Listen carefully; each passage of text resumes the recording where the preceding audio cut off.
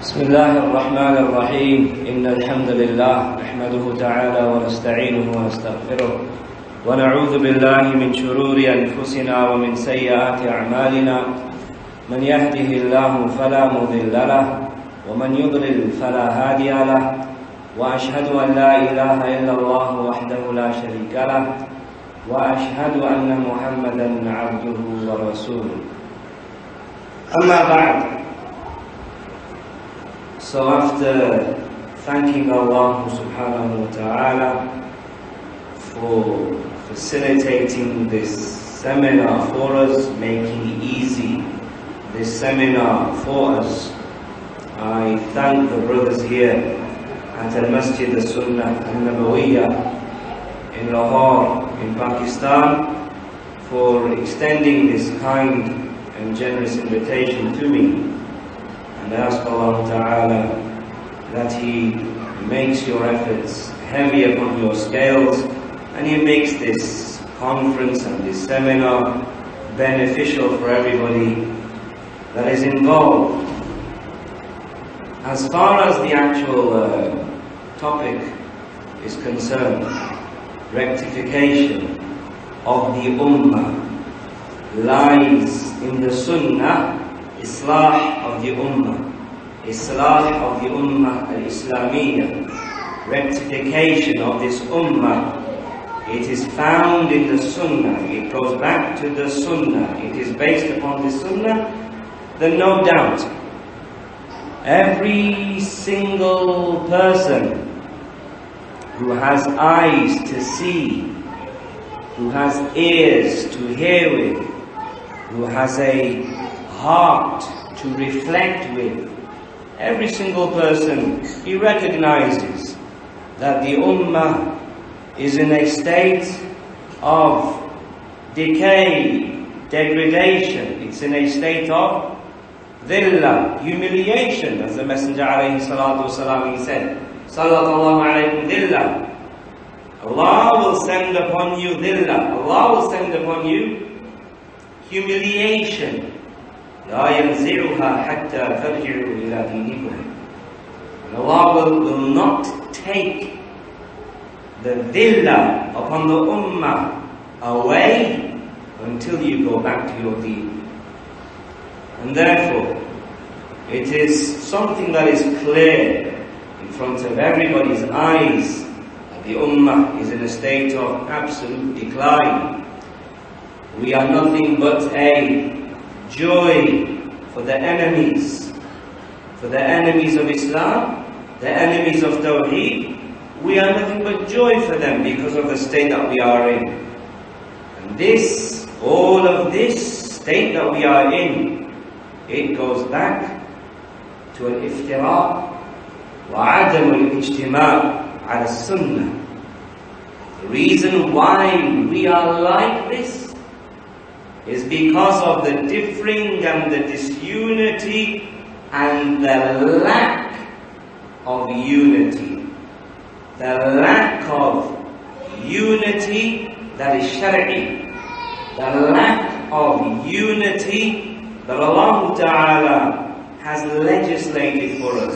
Not any type of unity. There is a specific type of unity that Allah Ta'ala has legislated for us.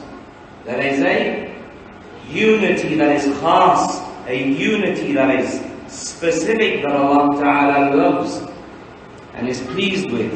And therefore the intent behind this lecture is to have a brief overview, a general overview concerning this unity, a detailed discussion concerning the principles that will take a whole series of lectures, an introduction and a brief overview concerning unity, what the deen says about unity, what this unity is meant to look like.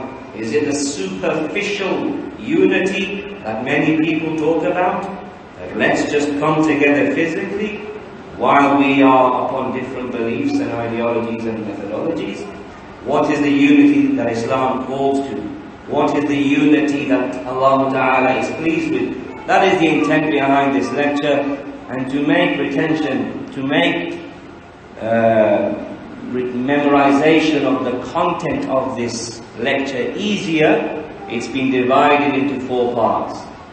The lecture has been divided into 4 parts, so it's easier for you to remember the material that is covered within it. So as for part 1 is concerning the obligation of unity, the wujub, the obligation of unity, therefore the prohibition of disunity.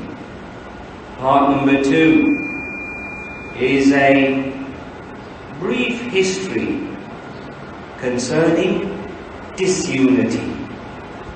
Brief history concerning difference and disunity. Why is this important? Because when you know the history of disunity, when you know the history of people that have differed, when you know the history of those people that remained upon the truth and their enemies and their opponents, when you know that, then you appreciate the truth and the vile nature of evil and the bad nature of falsehood. It becomes even more clear to you. As the poet, he said, وَبِضِدِّهَا تَتَبَيَّنُ الْأَشْيَاءُ. By the opposites of things, those things become even more clear. You appreciate the daytime. Why? Because you know what nighttime is like. You appreciate health. Why? Because you've tasted sickness, so you know what it's like not to be healthy. And so therefore, on that basis, we'll have a brief look concerning the history of al-ikhtilaf and division and disunity. Part number 3 of the lecture is concerning the causes behind disunity, the reasons behind disunity. Why is the Ummah disunited? Why are they upon disunity? And part number 4 of this lecture will be the steps towards unity. The actual Shari'i steps towards attaining unity, achieving unity. So as for part 1, who remembers what is part 1? What was part 1 about? What's part 1? Pardon? Obligation of unity. Barakallahu feekum. Concerning this, we are going to take a statement from Shaykhuna al-Walid Rabi' ibn Hadi al-Madkhali hafidhahullah ta'ala in this short little treatise of his, al-Nasiha hiya al-Mas'uliyat al-Mushtaraka fil 'amal al-da'wa, that giving advice, that is a mutual responsibility in the field of da'wah. So questions that we need to ask. Is unity, is al-ijtima', ittihad, is that wajib? Do we have to do it? Do we need to work towards it? And what does this unity look like? What should the form of this unity be? What is the unity that Allah Ta'ala, Rabbul Izzah Jalla wa Ala, wants from us?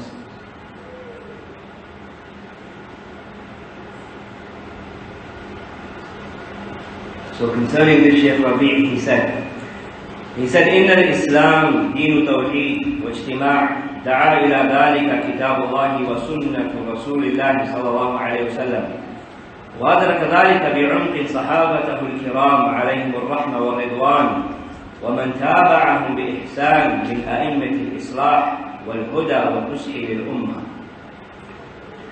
Shaykh Rabi', he said, the deen of Islam, our deen, the deen that we are honored to ascribe ourselves to, this deen of ours, it does invite towards unity. The Sunnah of our Rasul alayhi salatu wasalam invites us towards unity. Our deen does tell us to be united. The Sahaba, they understood this very well. They understood this deeply. They understood that the deen of Islam commands with unity. Likewise, those who came after the Sahaba, those imams of guidance, those imams of Islah, those imams of rectification, those imams who offered advice to the Ummah, they also fully understood that the deen of Islam invites towards unity, and they understood the form of this unity, the nature of this unity. Shaykh Rabi' Hafidhahullah Ta'ala, he then quotes several ayat from the Book of Allah, where this unity has been commanded with.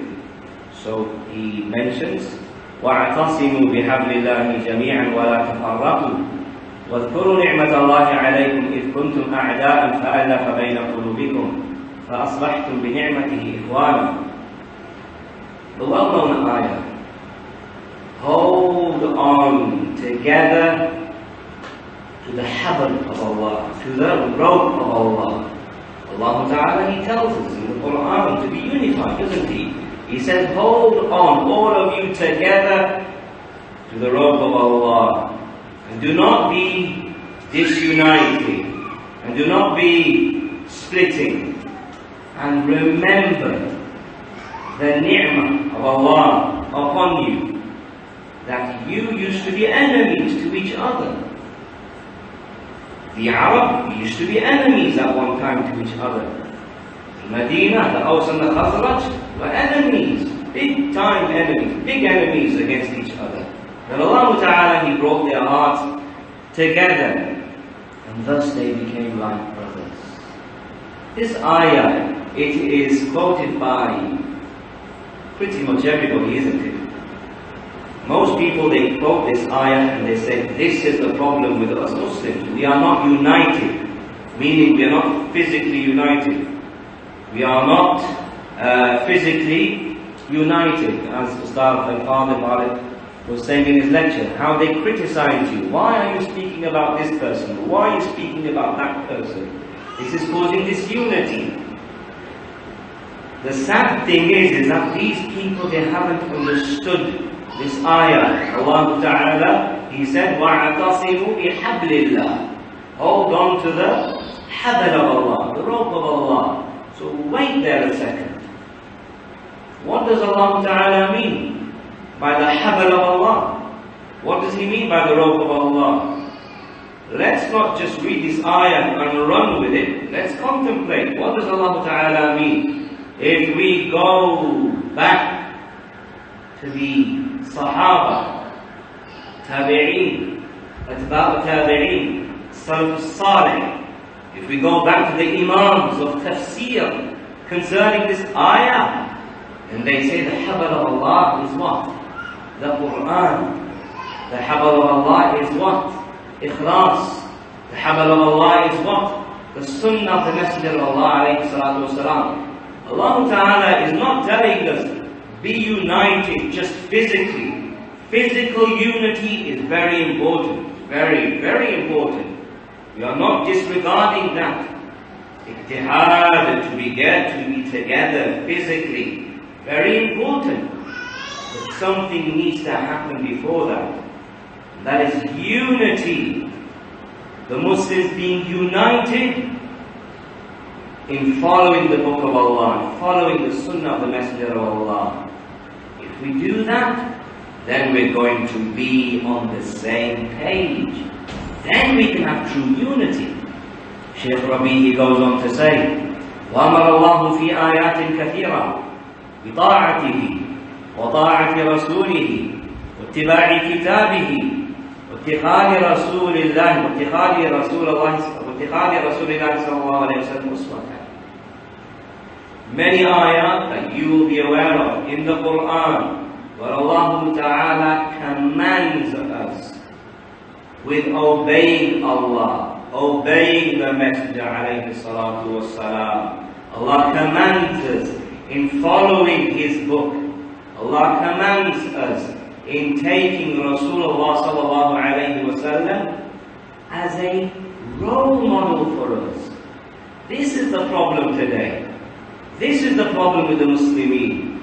The problem isn't that we are not physically united. You can get millions of Muslims together.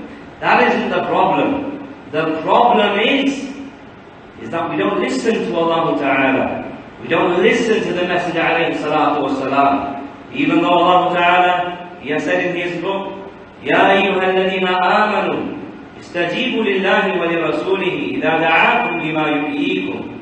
Oh, you who believe, who believes? Muslim, he says he believes.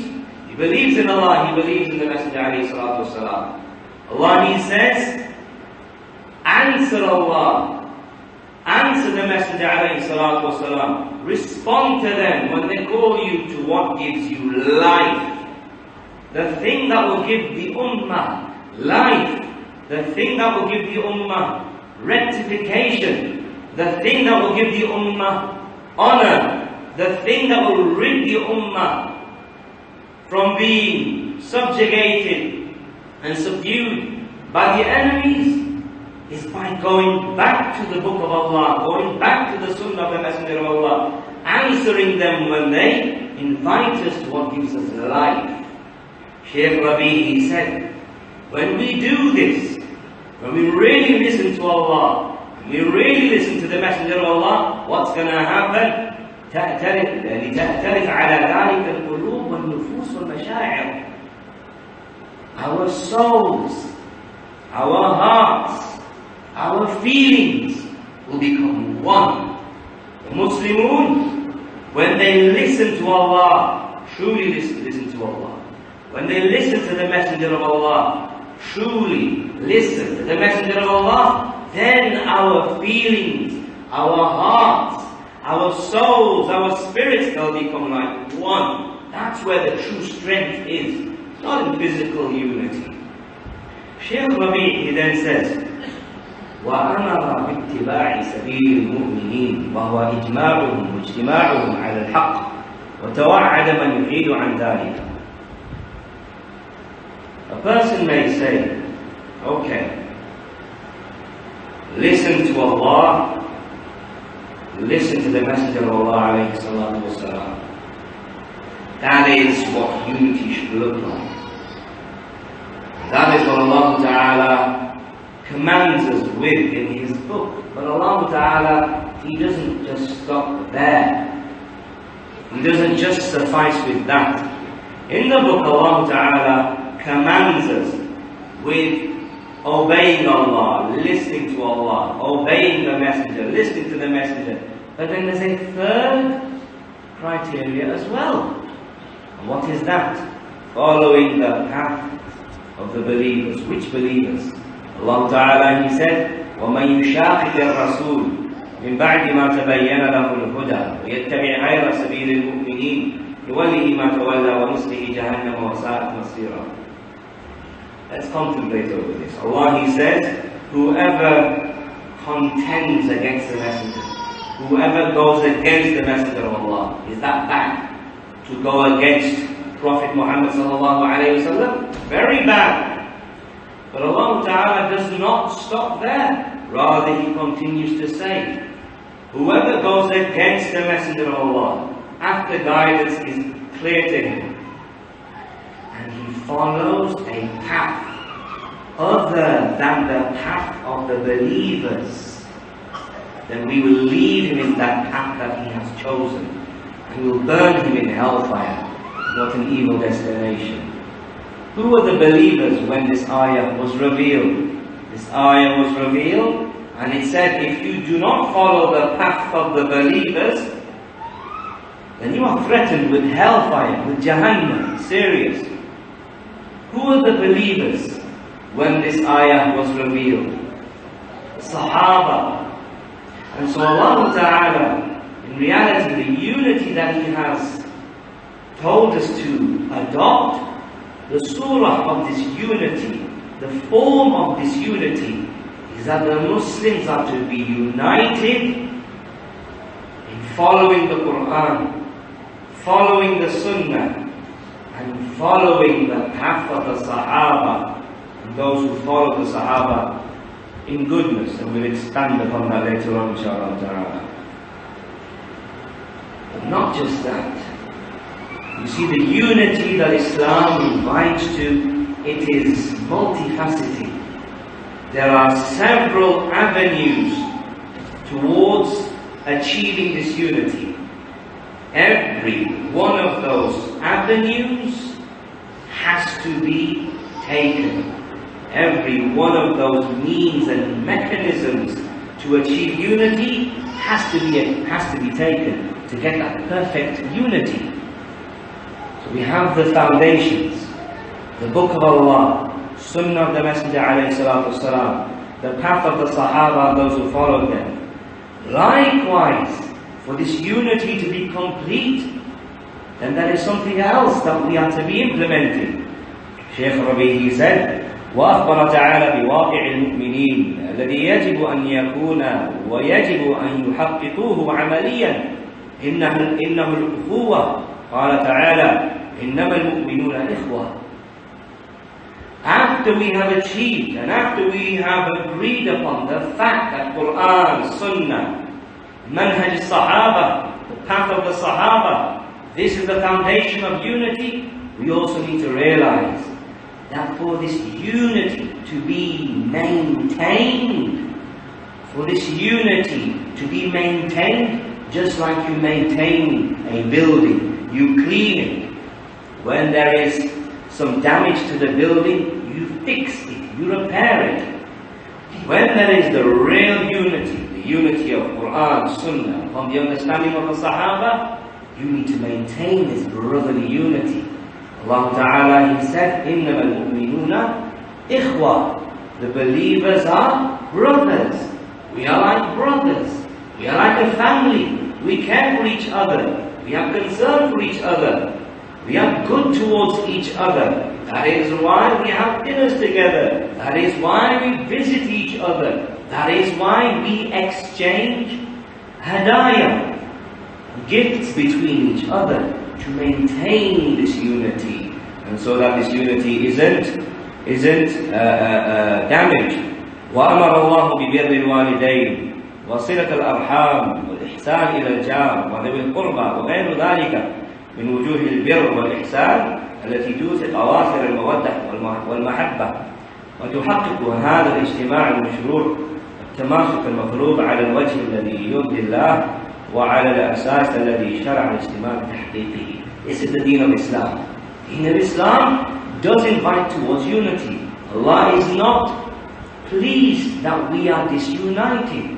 The deen of Islam, it commands with goodness to your parents. It commands with goodness to your relatives. It commands with goodness to your neighbors and all the other forms of goodness and kindness. Deen of Islam commands with this, because as a result of that, it will contribute towards the unity that the Muslimun are meant to have. So you can clearly see, the Deen of Islam does command with unity. Allah Ta'ala is not pleased with disunity. Allah Jalla wa Ala wants from us unity. But the unity is not how you think, not how you feel, not how you dream. The unity is, as Allah Ta'ala and His Messenger have informed us, unity upon the Book of Allah, unity upon the Sunnah of the Messenger of Allah, unity upon the understanding of the Salaf of this Ummah. So that was the first part of the lecture concerning the obligation of unity. That it is a fact that the Deen of Islam does invite to unity, but it's a unity of a specific form, not the form that many people, they falsely assume. Now on to the second part of the lecture, and that is concerning the history of al-tafarruq wal-ikhtilaf. What's the history of disunity? This disunity that Allah Ta'ala is not pleased with. What's the history of the ikhtilaf and the differing that Allah Ta'ala is not pleased with? When you know the history of something, then you know that, okay, such and such a people, such and such a nation, they harm themselves by doing that, so I'm not going to do that. As the principle, as the statement goes, the one that is happy and successful is the one that takes lessons from those besides him. Such and such a person, he did this, and thus he was destroyed. Okay, it's good that I know that, so I'm not going to do the same thing. As far as the history of iftiraq and ikhtilaf is concerned, Allah Ta'ala, He has said in His book, كان الناس أمة واحدة فبعث الله النبيين مبشرين ومنذرين وأنزل معهم الكتاب بالحق ليحكم بين الناس فيما اختلفوا فيه. Mankind, going all the way back now, back to the beginning, back to Adam alayhi salam. Mankind were all one ummah, one nation. They were upon the religion of their father, Adam alayhi salam. All of them worshipped only Allah, without associating partners with Him. All of them worshipped only Allah, the way that Allah Ta'ala wants them to worship Him. فَاخْتَلَفُوا. And then after that, mankind started to differ. When shirk crept into the ummah, into the history of mankind, for 10 generations, the children of Adam were upon Tawheed. Mankind was upon Tawheed, worshipping Allah the way that Allah wants to be worshipped. And then shirk crept into the history of mankind. And so Allah Ta'ala, He sent Nuh alayhi salam. This is the first, this is the beginnings of an ikhtilaf. This is where ikhtilaf began. When they opposed Allah Ta'ala and the command of Allah Ta'ala to worship Him alone. This is ikhtilaf. Even if the people were physically united, even if you looked at the people at that time, and if you saw them, and they were happy and jolly and merry with each other, even if you saw that, mukhtalifun, they are upon disunity, because they have left that which Allah Ta'ala has commanded them with. So Allah Ta'ala sent Nuh alayhi salam. Nuh alayhi salam invited them to Tawheed. Many of them listened to Nuh alayhi salam. No. Few of them listened to Nuh alayhi salam. But those few people followed the path of true unity, the Shari'i unity, the unity that Allah Ta'ala wants from them.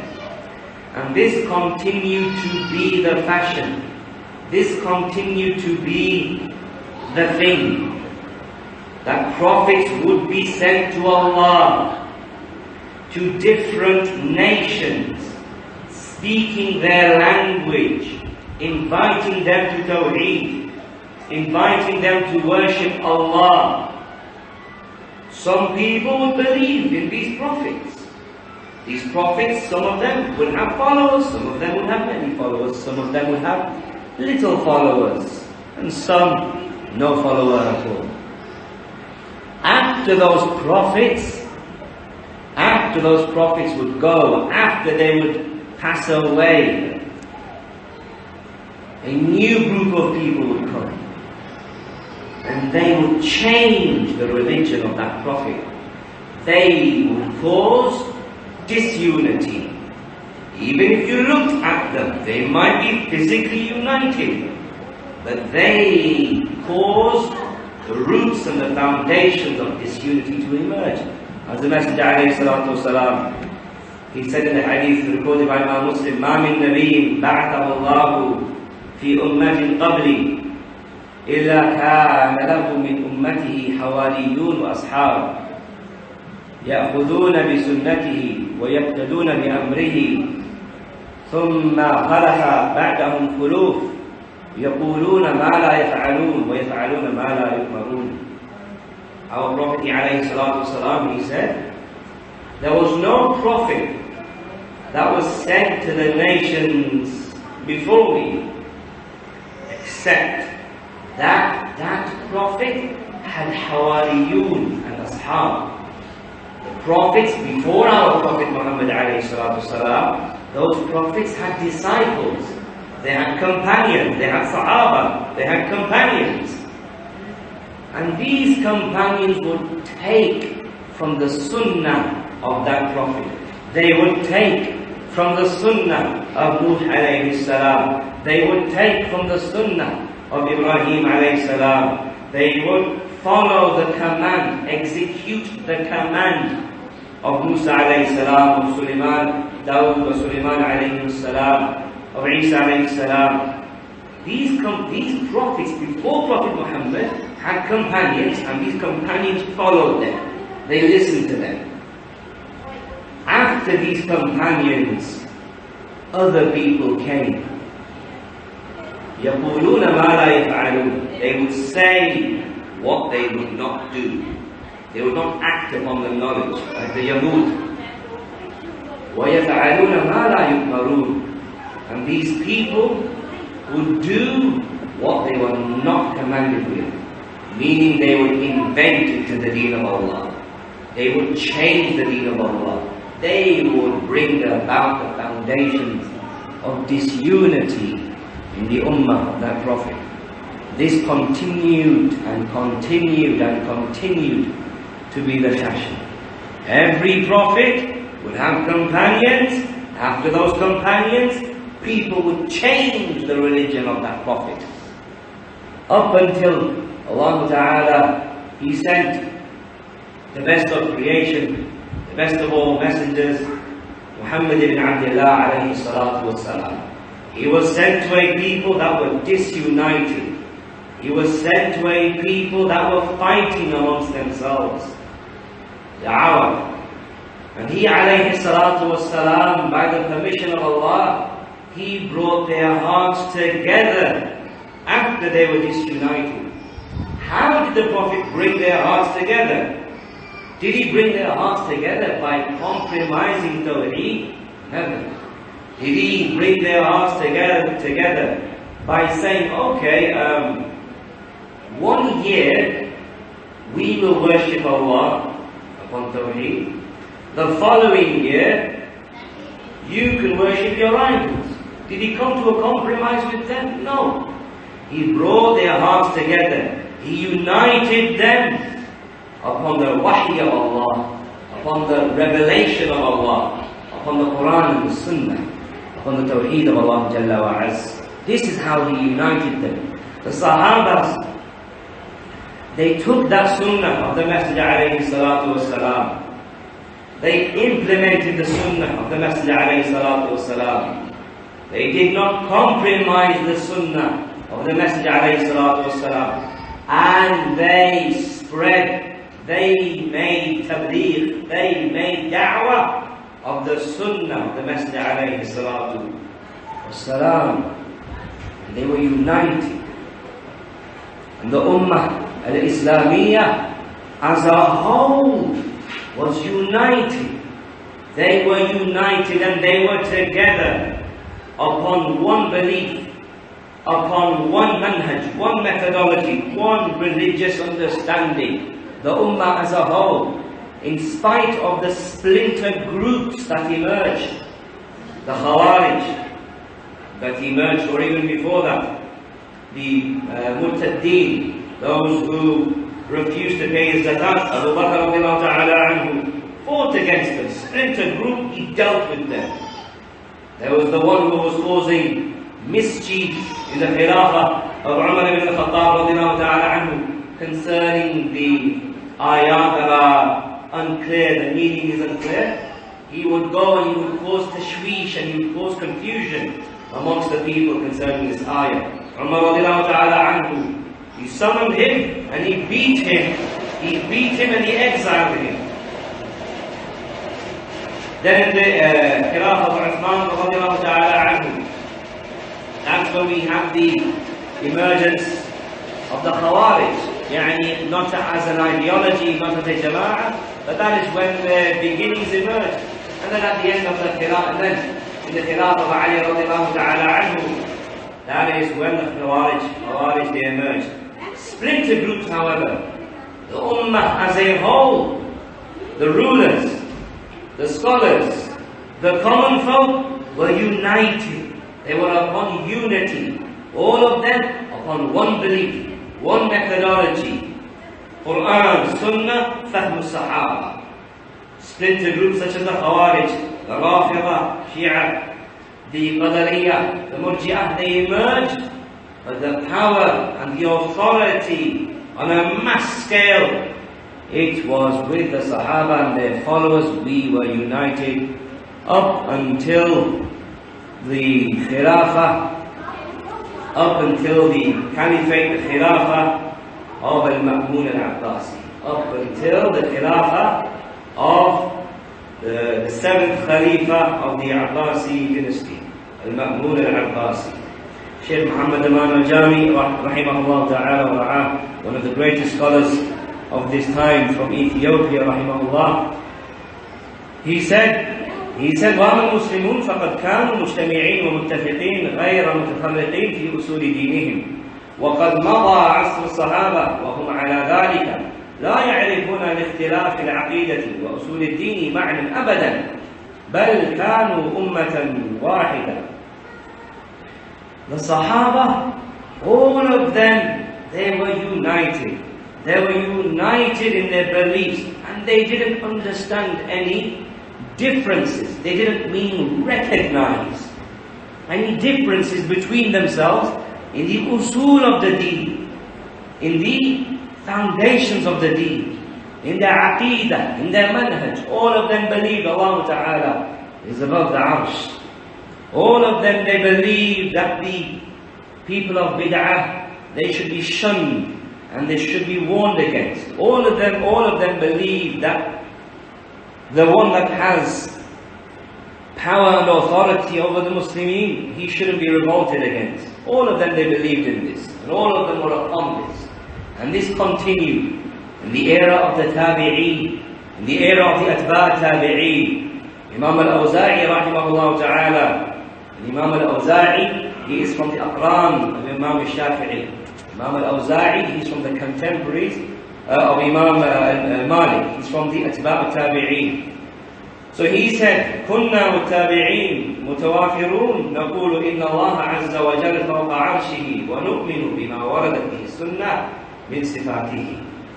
So Imam al-Awza'i, he said that we, the third generation, it's about Tabi'een, we, the third generation, and the second generation, meaning the Tabi'een and the Atba' Tabi'een, all of us, we were in agreement that Allah Ta'ala is above His arsh, and that we believe in the sifat of Allah, the attributes of Allah, as they have been reported in the Sunnah.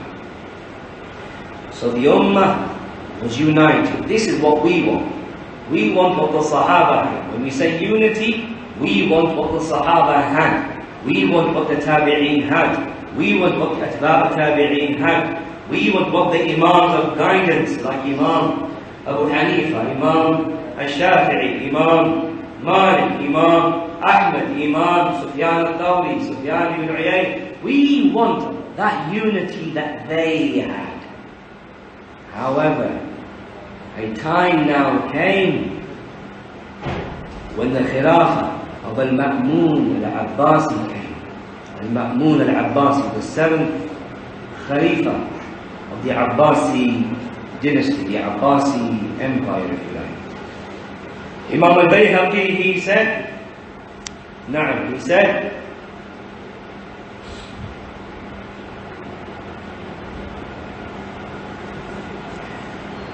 وَلَمْ يَكُنْ مِنْ خُلَفَاءِ بَنِي أُمَيَّةَ وَبَنِي الْعَبَّاسِ إِلَّا عَلَى مَذْهَبِ السَّلَفِ وَمِنْهَاجِهِمْ وَلَمَّا تَوَلَّى الْمَأْمُونَ الْخِلَافَةَ اجتمع به هؤلاء المعتزلة فحملوه على نفي الصفات والقول بخلق القرآن. Imam al-Bayhaqi, he said, the leaders from Bani Umayyah, so after the Khulafa al-Rashideen, the leaders that came after them, the leaders of Bani Umayyah, those leaders, and also the leaders from the next Khilafah, the Khilafah of Banu Abbas, all of them were united upon the madhab of the Salaf and their methodology. They didn't believe in the beliefs of the philosophers. They didn't believe in the beliefs of those that were affected by philosophy. They believed Allah Ta'ala is above the arsh. They believed that whatever is in the Quran and the Sunnah about Allah Ta'ala, about His awsaf, about His descriptions, about His actions, we believe in them just as they are. This was the way of all of the Khulafa after Al-Khulafa Rashidin. This was their manhaj, this was their madhab, this was their school of doctrine. This is what they were upon. And this is what the scholars were upon. And this is what the common Muslims were upon. Unity, true unity, meaning they were united in their beliefs. If you're not united in your beliefs, you have different beliefs, and you say, come together, even though you believe Allah is everywhere, even though you say that Allah doesn't speak, even though that you say bad things about al-Mu'mineen Aisha radiallahu ta'ala anha, even though you say this, let's come together. This is not unity. This is just accommodating disunity. It's not unity. So the Khulafa, after the Khulafa Rashidin, all of them were united upon the madhab of the Salaf until the Khilafah of al-Ma'mun al-Abbasi, the 7th Khalifa of Bani Umayyah. That is when the Mu'tazila, that deviated sect that emerged later on, that is when they gathered around al-Ma'mun and they convinced him to deny the sifat of Allah. Don't say Allah sees, don't say Allah hears, don't say Allah speaks, don't say Allah rises. Deny these attributes, these awsaf of Allah. Deny them and say that the Quran is created. Ma'mun, he took their beliefs, the beliefs of the Mu'tazila, and he imposed them upon the Ummah. And that is when, on a mass scale, disunity and discord occurred within the Ummah al-Islamiyyah. So when we see this history of disunity, we should appreciate by way of that something very important, that the Ummah will never be united. You can scream and cry all day long and march in the streets all day long claiming that you want unity. You'll never be unity. You can try as many methods of unity as you want, but you'll never ever be able to achieve it unless you go back to that early time, the time of Al-Khulafa Rashideen, the time of the Tabi'een, the time of Atba' Tabi'een, the time of our Salaf as-Salih, of our righteous predecessors, when we were united in general. There were splinter groups. There were the Khawarij, the Qadari, the Rawafid, the Shia, the Qadariyah, the Murji'ah. There were splinter groups, but on a general scale, on a mass scale, we were united because we were united upon the Aqidah and the Manhaj of the Salaf. That is what we need to go back to. And that leads us on to the third part of the lecture. That leads us to the third part of the lecture, which is concerning the causes of disunity. What is the cause of disunity? Why is the Ummah really disunited? Are we disunited because there's not enough Muslims upon the face of the earth? Obviously, we know how many we are.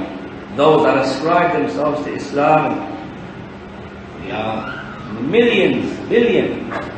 So it's not because of our numbers. Is it because the Muslims don't have enough doctors and engineers and scientists? And is that the reason? Is it because of the lack of military strength that the Ummah together has. No, these aren't the reasons why we are disunited. The causes of disunity, Imam Ibn al-Qayyim rahimahullah ta'ala, he has a very, very excellent statement of his in al-Fawaid. So we will read this statement, and this will shed light upon the actual true underlying cause behind this unity. He said rahimahullah ta'ala, the Imam Ibn al-Qayyim, the famous student of Shaykh al-Islam Ibn Taymiyyah rahimahullah, he said, لما أعرض الناس عن تحكيم الكتاب والسنة والمحاكمة إليهما واعتقدوا عدم الاكتفاء بهما وعدل إلى الآراء والقياس والاستحسان وأقوال الشيوخ. When people, when they turned away from making the Quran and the Sunnah a source reference of judgment, when people turned away from judging with the Quran and the Sunnah, going back to the Quran and the Sunnah for judgment, when people turned away from that, when people, they felt that the Quran and the Sunnah, it's not enough. It's not enough for us. We need something else as well. Quran and Sunnah, it is not enough. When people believe that the Quran and Sunnah is not enough, when people turn towards opinions and qiyas, meaning qiyas al-fasid, false qiyas, yani they make false analogies. For example, the Jahmiyyah, in reality, what did they do? As Ustadh al-Father Tariq already mentioned. What did they do, the Jahmiyyah? Allah says in the Quran, He speaks. But we speak as well. Allah says in the Quran, He speaks. The Jahmiyyah, the evil sect, the Jahmiyyah, they read. Allah says in the Quran, وَكَلَّمَ اللَّهُ مُوسَى تَكْلِيمًا. Allah says in the Quran, Allah spoke to Musa. Allah says in the Quran, He speaks, but we speak as well. We human beings speak as well. Oh no. We can't accept that. What have they done? They have made tashbih of Allah with the creation. They have resembled Allah to the creation. They said Allah speaks and we speak. If we say Allah speaks, we are making Allah similar to the creation. Qiyas and fasid. This is a corrupt use of the intellect. This is a false use of the intellect. You speak, yes. Allah Ta'ala, He speaks, yes. That does not mean that His speaking is like your speaking. His speaking is perfect. Your speaking is imperfect. Allah Ta'ala, His seeing is perfect. Your seeing is imperfect. You don't know what's happening beyond that wall. You can't hear what's happening in Islamabad right now. But Allah Ta'ala, all voices, His hearing encompasses them. So the Jahmiyyah, they made this qiyas al-fasid. This is a reason for disunity. Qiyas al-fasid. False use of the intellect. False analogies. Likewise, one of the reasons that that causes disunity is just judging by customs. What is everybody else doing? What's everybody else in my mahalla, in my neighborhood doing, in my community doing, in my city doing? I'll just do what they do. Everybody else celebrates Miladun Nabi. Khalas, I'll celebrate Miladun Nabi. Everybody else is going out to de-joke and protesting upon the streets. I'm not going to study, I'm not going to learn, is this good, is this bad, is this halal, is this haram? No. Istihsan. But everything that everybody else is doing, I'll just do what they are doing. I will make my Furqan, I will make my Masdar, I will make my source of judgment, the adat, the customs and the culture of where I live. I won't look at the Quran and Sunnah.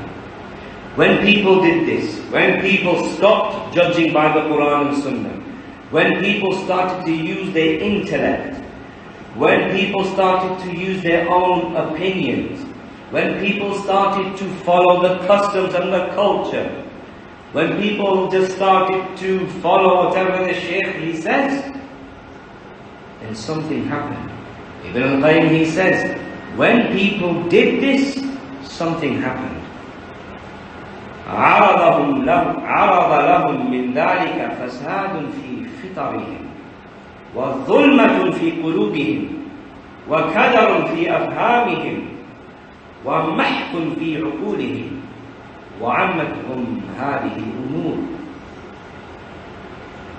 When people stopped using the Quran and the Sunnah, all of us here, we could think of examples, perhaps from our own family members, perhaps from our own relatives, perhaps from our neighbors, who give no attention to the Quran and Sunnah.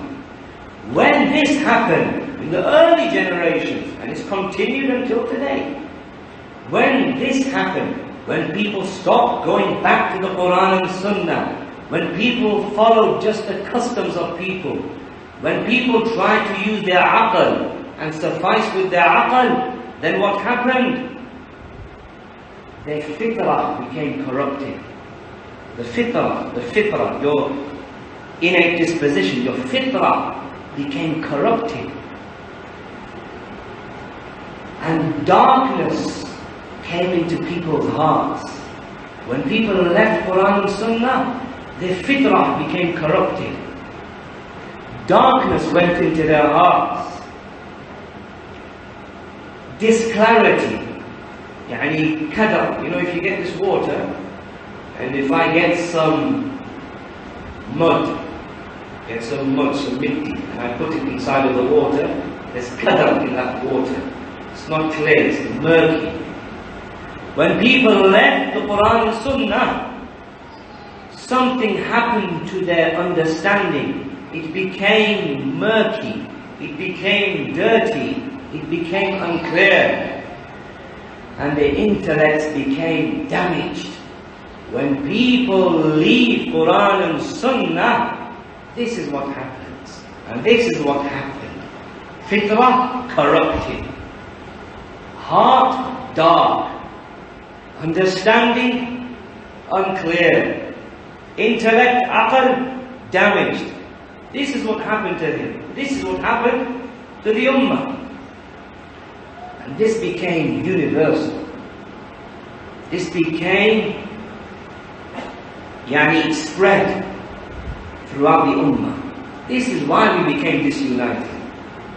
Don't think disunity is because we are speaking against Jamaat Islami, Ikhwan al-Muslimin, Jamaat al-Tabligh al-Bareiliyah. No.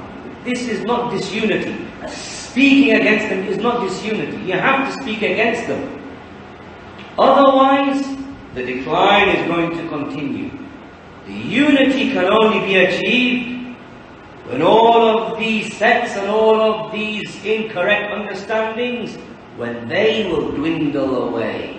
That is why the Kingdom of Saudi Arabia, after having been a land wherein there was no security, or very little security, when judging by the Quran and the Sunnah came back to that land,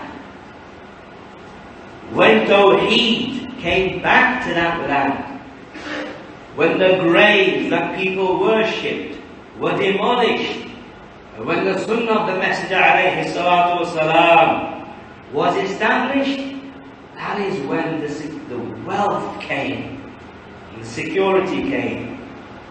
I remember once in Masjid Quba, one of the mashayikh was giving a lecture, and he said, ask the elders, ask the older people over here, right? The older people, those that are in their 70s, 80s, 90s. Ask them what it used to be like when they were younger in Saudi Arabia, right? So I don't know. 80 years ago, something like this. He said, ask them what it used to be like. You couldn't go to the masjid. In some of the places, you couldn't go to the masjid except you'd have to have weapons with you, because of the lack of security that they had. Then when the Tawheed came back and the da'wah of Tawheed came back and it was established, that's when the security came and the welfare came and so on and so forth. So the Ummah al-Islamiyyah, it had on a mass scale suffered, and it suffers from this darkness in the hearts and the fitrah being corrupted and the intellect and the understanding being unclear. This is what it suffers from, and this is the cause of the actual disunity. وَغَلَبَتْ عَلَيْهِمْ حَتَّى رَبَى عَلَيْهِ الصَّغِيرُ وَهَرَمَ عَلَيْهَا الْكَبِيرُ فَلَمْ يَرَوْهَا مُنْكَرًا. When you live in a neighborhood, in a community, in a country where everybody is like this, everybody turns away from Quran and Sunnah, everybody's deen is basically whatever everybody else is doing. People's main concentration is Arwaa and Summer TV and the politics. That's people's main concentration. And people leave understanding, what does the Quran say about this? What does the Sunnah say? When this happens, then what's going to happen? The young children, they will be nurtured upon that. They'll be brought up upon that. The older people, they will die upon that. They'll become old and they'll die like that.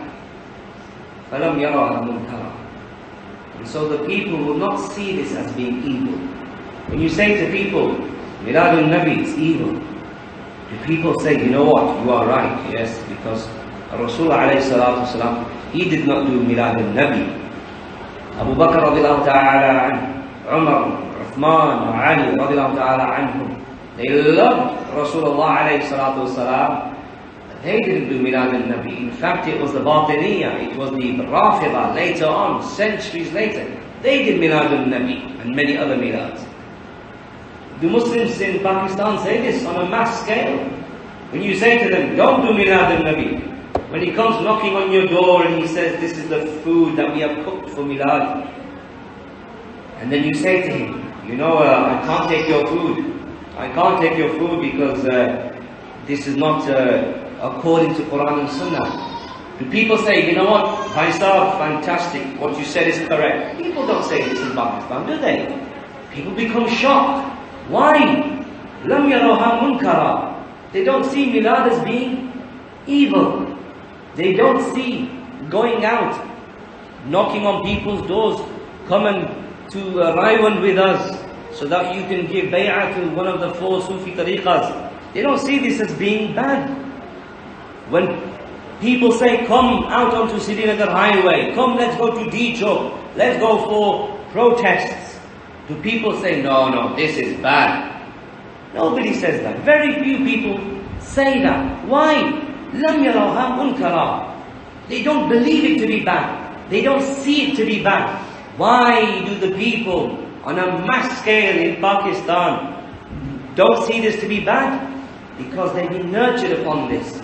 The young ones have been nurtured upon this. The elder ones, they've grown old and they've died upon this. Because they left the Quran and Sunnah, the fitrah has been corrupted. The intellect has become dirty. The understanding has become unclear. The hearts have become dark. So they can't see this as being bad. This, my brothers, is the cause, and sisters, this is the cause of disunity. We can continue with the methodology of uniting people physically for centuries, but we'll never ever be united. We will never be united until we go back to the Quran and the Sunnah upon the understanding of the Salaf. Let's go back into history now, because there's something else very, very important that we should bear in mind. Quran and Sunnah by itself, we know, is not sufficient. In fact, the Quran tells us to follow the understanding of the Salaf. The Sunnah tells us to follow the understanding of the Salaf. When were we united? When was the Ummah united? The early generations. Those generations that we talked about. When the Ummah was united, we were strong. We had the enemies of Islam and fear in their hearts of us. We didn't have this dhillah, this humiliation. That was in the early period. And then what happened? What happened in the Khilafah of al-Ma'mun al-Abbasi? What actually happened? What is it that we did? We left the understanding of the Salaf. We left the pure understanding of the ayat and the hadith that the Sahaba were upon. How did this happen? Something happened. Al-Ma'mun al-Abbasi is Khalifa from Bani Abbas, the 7th Khalifa from Bani Abbas.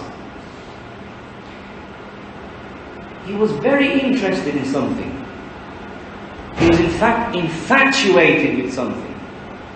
He was infatuated with the olden sciences, the olden knowledge, ancient knowledge, the knowledge of the Greeks, the Mantiq al-Yunani, the Greek logic, Greek philosophy. So the books of Greek philosophy were translated. He would take these translated books of Greek philosophy. Would he take the books of the books that had the athar of the Sahaba, the books that had the statements of the Sahaba and the statements of the Tabi'een and the statements of the Atba' Tabi'een? No. He loved ancient philosophy, Greek philosophy, and these books were translated into the Arabic language. So the Mu'tazila, they saw this. Mu'tazila, these people that were people who gave precedence of the aql over the Quran and the Sunnah. They said the aql takes precedence of the Quran and the Sunnah. So they had evil beliefs, which our Ustadh al-Fadil had mentioned in his lecture. These Mu'tazila, they saw that the Khalifa al-Ma'mun, or the one that is going to be the Khalifa al-Ma'mun, he loves Greek philosophy. And so what did they do? Because the Mu'tazila and their beliefs, essentially it is the same beliefs as the Greeks. The beliefs of Aristotle, the beliefs of Plato, the beliefs of Socrates, same thing, but packaged in the package of Islam, packaged in the garbs, in the clothes of Islam. So the Mu'tazila, they then gathered around al-Ma'mun al-Abbasi and they said that the Quran, it is not the speech of Allah. Because if you say the Quran is the speech of Allah, that means Allah speaks. We can't say Allah speaks. Allah Ta'ala, we can't say He's above His arsh. If we say He's above His arsh, we're limiting Him to a certain place, and all of this mantiq and this Greek philosophy. We need to think about this. We need to ponder over this. What is it that destroyed us in reality? If we were to bring it down to one small sentence, if you wish, leaving the Quran, leaving the Sunnah, leaving the understanding of the Sahaba, what did they replace the understanding of the Sahaba with? The mantiq and the falsafah of the kuffar, the philosophies of the kuffar, the ideologies of the kuffar, the principles of the kuffar. And this shows to us the great danger of making taqleed of the kuffar, imposing the beliefs of the kuffar upon the Quran and the Sunnah. And this is what the Messenger alayhi salatu wasalam, he prophesied. He said, لا يأتين على الناس زمان قلوبهم قلوب الأعاجم. He said in the hadith authenticated by Imam al-Albani in Sahihah, a time is going to come. Rasulullah alayhi salatu wasalam, he said this, الذي لا ينطق عن الهوى. He said, a time is going to come when people's hearts, meaning the hearts of the Muslims, are going to be like the hearts of the non-Arab.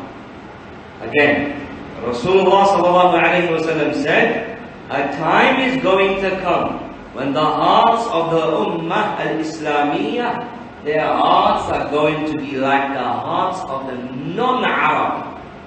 The non-Arab. Shaykh Hamoud al-Tuwajiri rahimahullah ta'ala, one of the great scholars of Al-Madinah, he said concerning this, he said, the Prophet likened the Muslims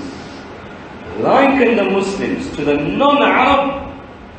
Why? لقلة فقههم في الدين وانحرافهم عن المروءات العربية وتخلقهم بأخلاق الأعاجم. Our Prophet, he said, we, the Muslimun, the Ummah of Muhammad, a time will come, alayhi salatu wasalam, a time will come when their hearts, the hearts of the Ummah, will be like the hearts of the non-Arab. Why did he say this? Because of the lack of knowledge that we will have of the deen, the lack of understanding, the little understanding we will have of the deen. We'll become like the Arab, we'll become the non-Arab.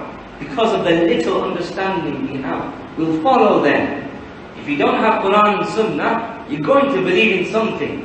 If you're not going to believe in the wahy of Allah, you're going to believe in some principles. If those principles aren't the Quran and the Sunnah, then you're going to take it from the kuffar. A time is going to come, the Messenger said, when the hearts of people will be like the hearts of the non-Arab, because of the lack of understanding of religion, and because of the lack of al-Maru'ah al-Arabiyyah, the lack of Arabic chivalry, Arabic manhood. We have copied the kuffar in their adat. The Arab, they had akhlaq. The Arab, they had mannerisms, integrity, honor. When the Muslimun started to become mesmerized by the kuffar, they ended up taking their mannerisms and their akhlaq, so they became like them. This is khatir jiddan. As Shaykh Salih al-Fawzan he said it is very, very dangerous. Al-amr khatir jiddan, amr al-tashabbuh. The affair is very dangerous. And then the Shaykh, he said, Shaykh Fawzan, he said when he was explaining the hadith, al-Islam ya'lu wa la yu'la alayhi. Islam, it is uppermost. Islam, it is superior. And it cannot be defeated. It cannot be made inferior. Islam is high. Everything else is under Islam. Shaykh Fawzan, he explains this hadith. And he said, now you know that the Muslims are following the kuffar full swing. They are following the kuffar full swing, even in the most petty of affairs. حتى في أتفه الأمور, in the most petty of affairs. We are following the kuffar. We are taking them as role models, rather than taking the Messenger of Allah and the Sahaba as role models. Shaykh al-Albani rahimahullah ta'ala, he also said something similar. He said, nations, they follow each other. Nations follow each other. And it is only the weak ones that follow the strong ones. It is the weak ones that follow the strong ones. You're not going to find a strong, powerful person, group of people, nation, following a weak person, a weak group of people, a weak nation. No, it's the weak ones who follow the strong ones. Shaykh al-Albani, he said, this is how we are today. How we make taqleed of the kuffar. لأننا ننظر إليهم بعين الإجلال والإكبار والتعظيم. We look at the kuffar with the eye of honoring them, magnifying them. They are so great, they are so azim, we are nothing. Shaykh al-Albani, he said, this is why those ahadith of the Masjid alayhi salatu wasalam, and the principles of Islam that warn you against copying the disbelievers, it all boils down to one thing in reality. حافظوا على شخصيتكم المسلمة ولا تقلدوا الكفار في شيء من عاداتهم وتقاليدهم. Protect your Islamic identity. Protect your Islamic identity and do not imitate the disbelievers in anything from their adat and their taqaleed, from their culture and their habits and their principles. What the Messenger said here, that there's going to come a time when the Muslims are basically going to be copying the disbelievers. It's a reality, it happened. This is what happened in the Khilafah of al-Ma'mun. They looked at the Greeks, look at the Greeks, so intelligent. Let's get their principles and impose them upon the Quran and Sunnah. Dangerous. If you follow them, you could be like them, and you could be raised with them on Yawm al-Qiyamah.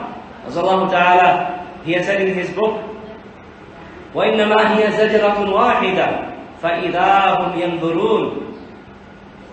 It will only be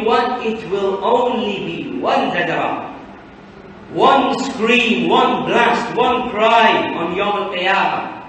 فَإِذَا هُمْ يَنْظُرُونَ.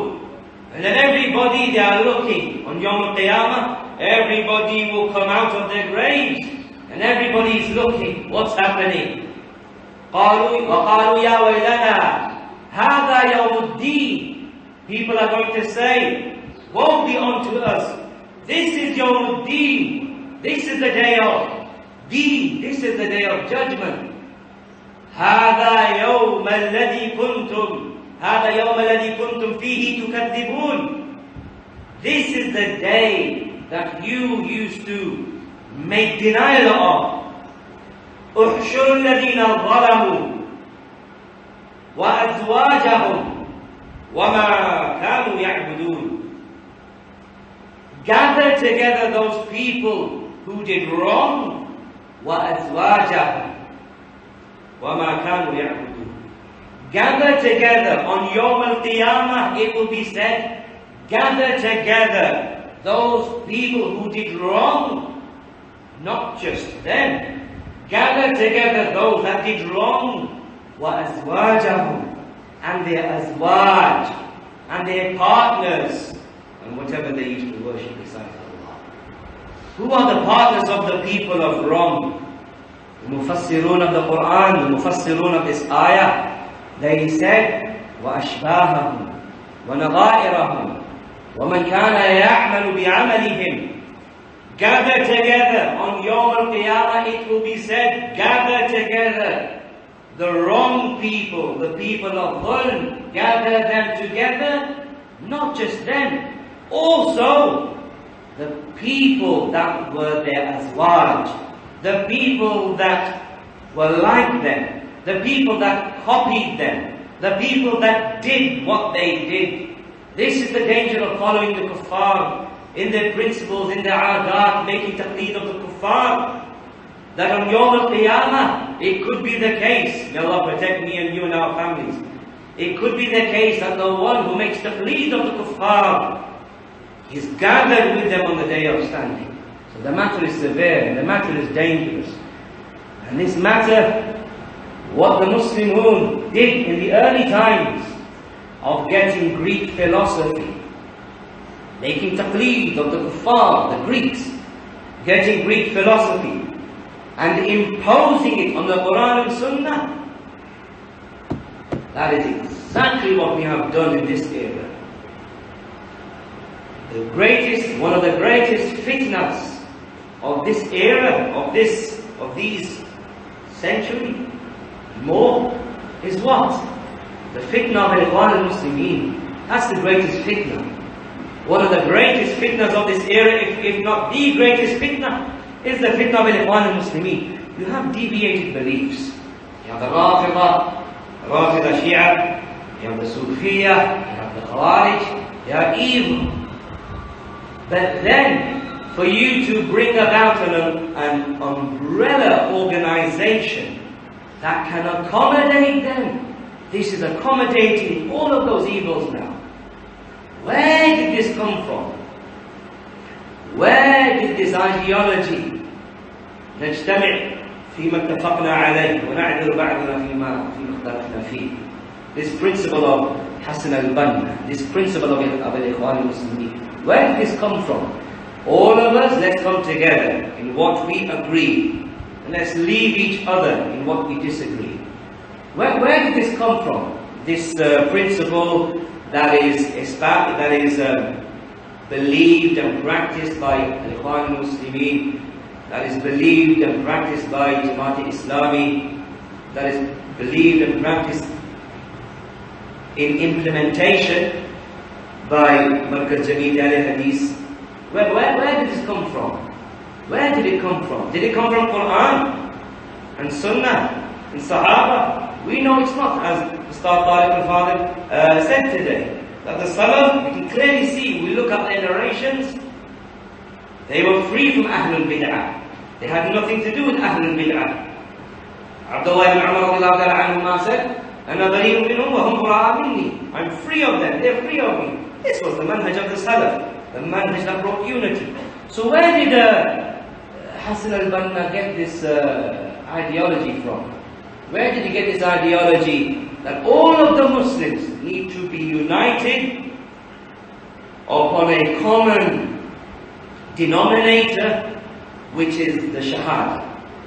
Just the nutq of the Shahada, just the pronunciation of the Shahada. You say La ilaha illallah, khalas. You say Shahadu la ilaha illallah, khalas. Doesn't matter what you actually believe. Maybe you believe that the Quran is incomplete. No problem. You say La ilaha illallah, come with me. Where did Hassan al-Banna get this idea from? He didn't get it from the Salaf. The taqleed of the kuffar. This is how dangerous following the kuffar is. Taqleed of the philosophies of the kuffar. They have the philosophies. The Freemasons, this is where it came from. That is why Shaykh Rabi' ibn Hadi al-Madkhali, he said that they are trying to drive us towards a Masonic slogan. This is a Masonic slogan, a Freemasonry slogan.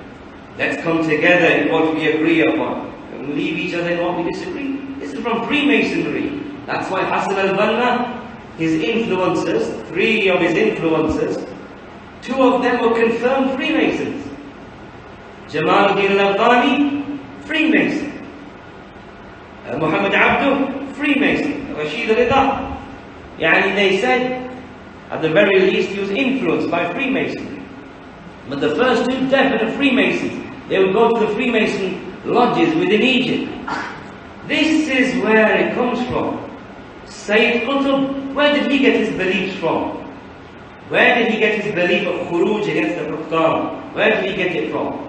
Violent khuruj against the Hukam. Where did he get his belief of takfir against the whole Ummah? Absolute takfir. Takfir al-mutlaq. Where did he get this from? Sayyid Qutb, he says that the Imams in the Masajid, they are kuffar. The Mu'addin, he is kafir. Anybody, all of us, we are kuffar. And it's a severe kufr that they are in. Where did he get this from? He didn't get it from Quran and Sunnah. He did not get it from Quran and Sunnah and the Salaf. He got it from where? The philosophies of the kuffar. 18th, 19th, 20th century Western philosophers of the kuffar. That's where they got it from. Sayyid Qutb, he read the books of Alexis Carrel. Alexis Carrel was a French philosopher, a Christian French philosopher, Muslim, Kafir. He was a eugenist as well. So this Alexis Carrel, he looked at the Western world. He looked at French people. He was a Christian. And he said that French people, they have become very, very materialistic. And they have become very, very degenerate. They've become very, very backward, very materialistic. they are evil, they drink alcohol, they commit zina, they are like animals. This is what?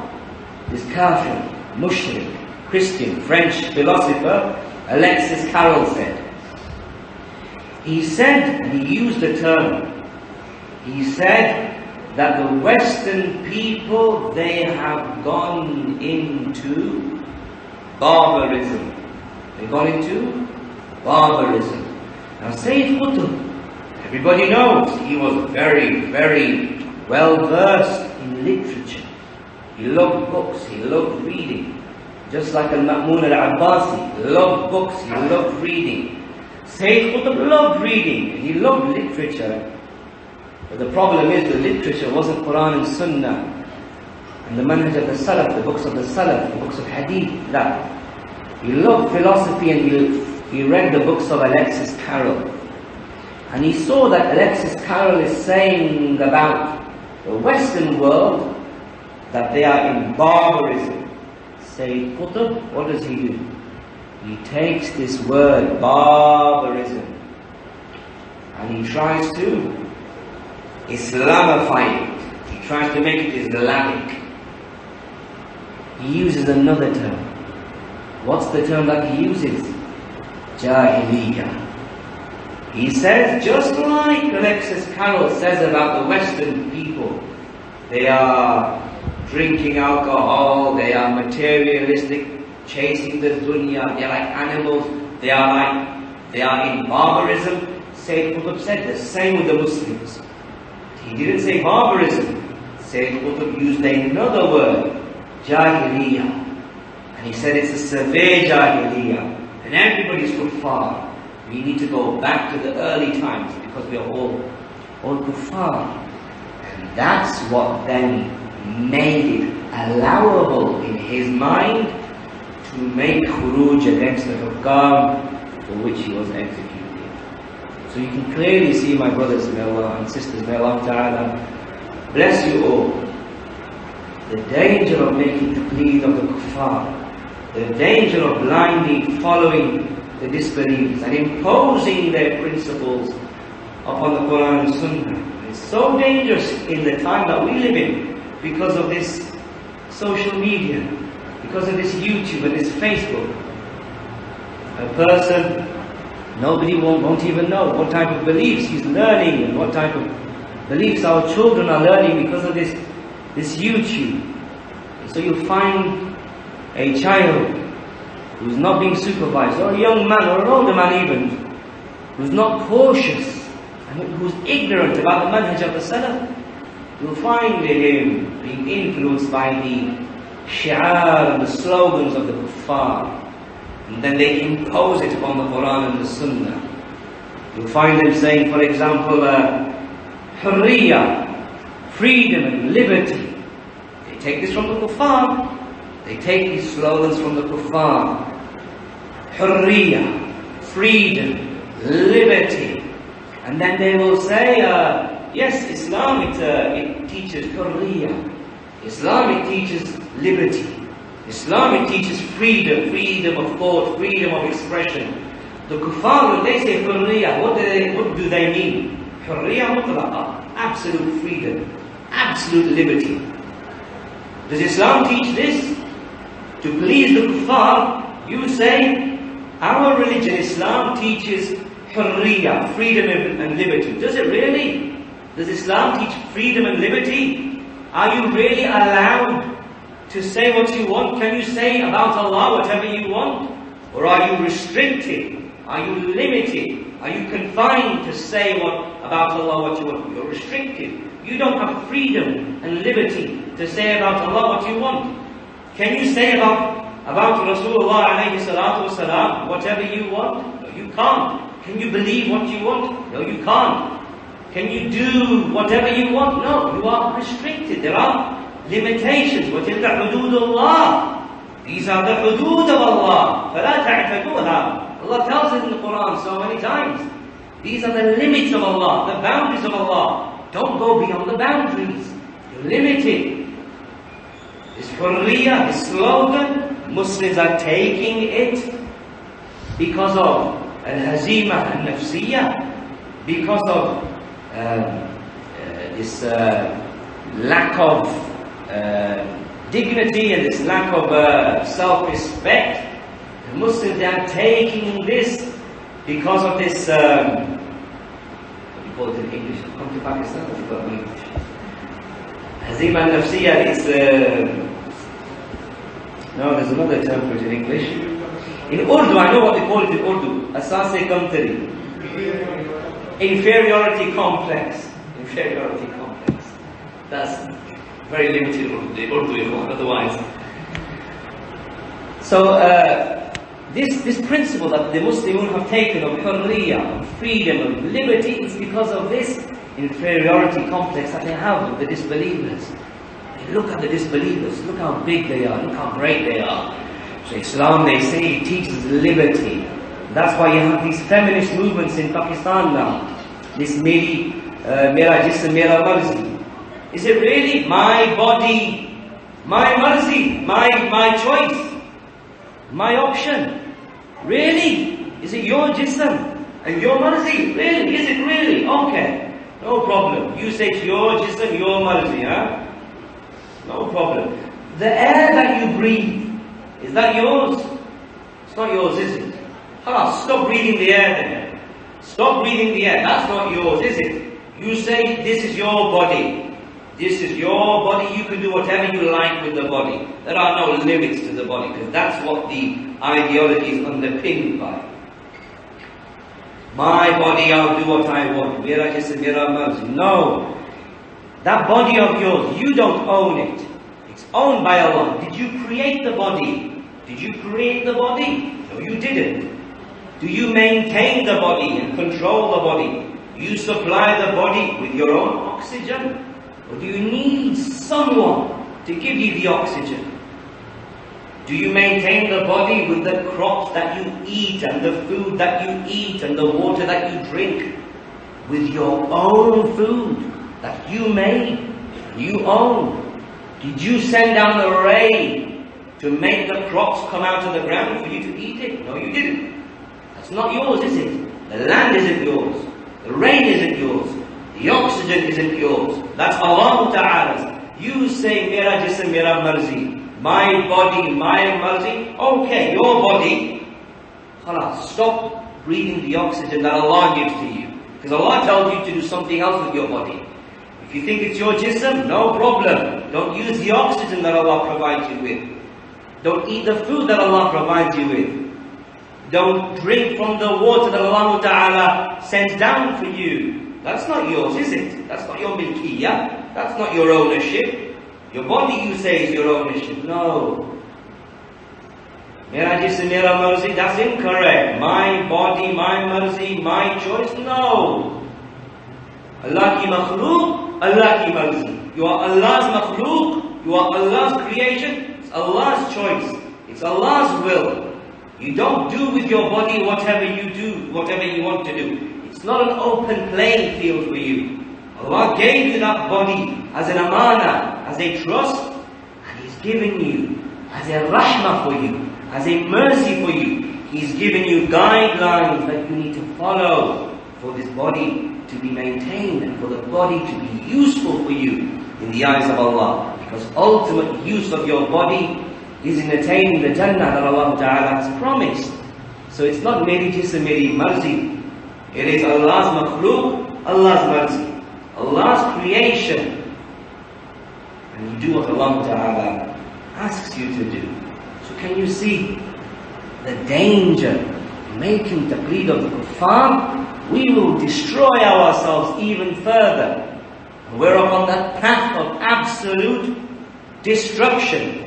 Further humiliation than the humiliation that we're in right now if we open those doors and start making taqleed of the kuffar. The kuffar need to make taqleed of us, not the other way around.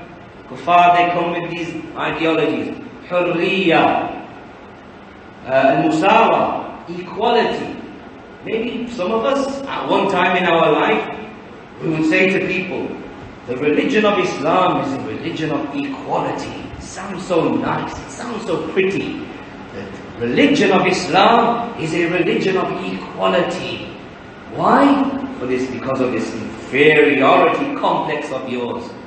Because of this inferiority complex of yours, you don't know how to stand in front of the kuffar. So when you stand in front of them, you say, yes, you know, your ideology of equality, it's in Islam as well. Imposing the ideology of the kuffar upon our religion. Our deen is not a deen of equality. No.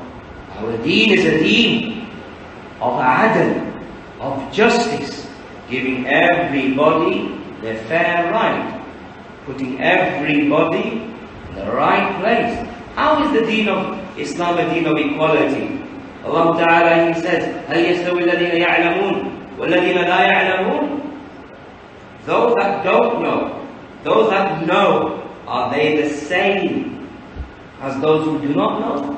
Obviously they're not. لا يستوي أصحاب الجنة وأصحاب النار أصحاب الجنة هم الفائزون.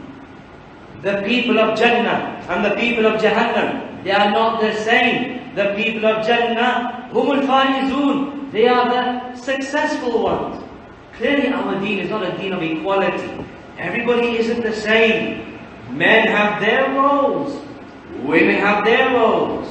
Men are biologically different to women. Men are physically, biologically different to women. How can you say that they are same? So therefore, be careful. Do not let yourselves nor your children be influenced by these shi'ar and these slogans of the kuffar. They are not equal. There is no equality in Islam, there is justice. In Islam, the danger of following the kuffar in their ideologies is no doubt severe. And these are the causes of disunity amongst the Ummah of Islam. Leaving the Kitab of Allah, leaving the Sunnah of the Messenger of Allah, leaving the understanding of the Salaf of this Ummah, who were pleased by Allah, exchanging that for culture, exchanging the Quran and the Sunnah for your opinion, exchanging the Quran and the Sunnah for what everybody else is doing. This is the cause of splitting and differing, following and copying and imitating the kuffar. These are the reasons and these are the causes of differing and splitting within the Ummah. Tamam. And as for the fourth and final point, once we've recognized that our deen does tell us to be unified. The Salafis do want unity. The Salafis do call to unity. It's part of our usul. It's the usul of the Sahaba to be united. Once we know that unity is wajib, and once we have an understanding of the history of this unity, albeit something that is brief, but we have a general understanding of the disunity and how the Ummah became split. We have an understanding of the causes of unity, and that will lead us to the fourth and final part of the lecture, which is concerning the steps towards achieving this unity. The steps towards achieving unity, and concerning this we'll take from this transcribed lecture of our Shaykh Al-Fadil, Shaykh Abdullah Al-Bukhari, Hafidhahullah Ta'ala wa Ra'ah, in his book, Ma hiya as-Salafiyyah. It was a lecture of the Shaykh, Ma hiya as-Salafiyyah. What is Salafiyyah? An excellent lecture, and then it was transcribed into a book format. So he says in the 6th chapter, he mentions some of the signposts of the Manhaj as-Salafi. And these signposts, these principles basically, they are the principles of unity. If somebody asks you, if somebody says, hi, how do we get united? How do we become one ummah? Then give him this list. This list here, this is how we'll become united. 10 points that the Shaykh said. Shaykh Abdullah Bukhari, he mentions 10 points, which are the simat, which are the clear marks of the Salafi manhaj. So, they are the clear marks of unity. Shaykh Abdullah Bukhari, he mentions 10, and and it's not meant to be an exhaustive list. There are many principles that bring about unity, but he mentions 10 of these as they are very important. So number one, تحقيق العبودية لله تعالى لله جل وعلا. Number one, bringing into reality the Tawheed of Allah, implementing the Tawheed of Allah. As Shaykh Abu Khadija Hafidahullah Ta'ala was saying on Friday, you go to Kashmir, you go to different parts, you go to Jehlam, and you see the graves of the people, and you see the darbars of the so-called saints on the way. And people go there, and they pay a certain fee, and they go there, and what do? Call upon the person in that darbar, call upon the person in that grave. Shirk billah ta'ala. We will never be united. We will never be united unless this is rigged from the people in Pakistan. Shirk needs to be removed from our ranks, and Tawheed needs to be established. Tawheed of Allah Ta'ala in His names and His attributes, in His descriptions and His actions and His names. Tawheed of Allah in worshipping Him. These ta'weez that people wear, we need to rid Pakistan of this. We need to rid our beloved country from this ta'weez. Otherwise, the unity will not be established. Never will the unity be established. You're dreaming if you think we're going to be united and there's shirk happening among us and we're not doing anything about it. So number one, تحقيق العبودية لله, تحقيق العبودية لله. Actualizing and bringing to reality the Tawheed of Allah. Number two, تحقيق تجريد الاتباع لرسول الله صلى الله عليه وسلم. Number two, singling out our Prophet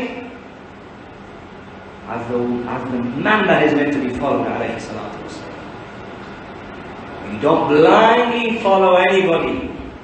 You don't make taqleed, blind taqleed of your religion as a whole of anybody except Rasulullah alayhi salatu wasalam. He is the one that you make ittiba'.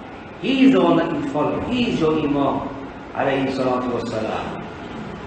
If people continue upon bid'ah in Pakistan, if people continue upon bid'ah throughout the Muslim world, then the unity is not going to be established.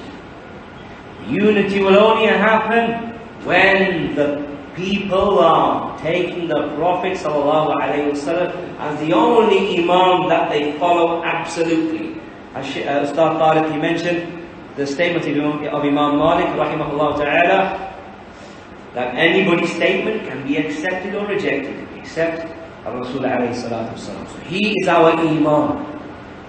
A community, there can be pockets of unity.